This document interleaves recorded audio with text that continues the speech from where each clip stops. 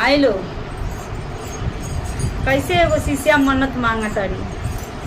केहू अपन मन्नत मांगेला आ जरूर पूरा होला। शिव गुरु पूरा करेनी चर्चा कराए नी लो वही पर ही भजन बा दीदी पूरा जरूर सुनम लो, बीच में मत छोड़म लो। सावन के पावन महीना है। हर हर महादेव। मैया भवानी की, हमारे सनातन धर्म की सभी देवी देवता के चरणों में प्रणाम बा। सभी गुरु भाई बहनों के चरणों में प्रणाम बा। हमारा नमस्कार करी लो। आ जौन में गलती हुई माफ करी लो, कमेंट करके बताई लो।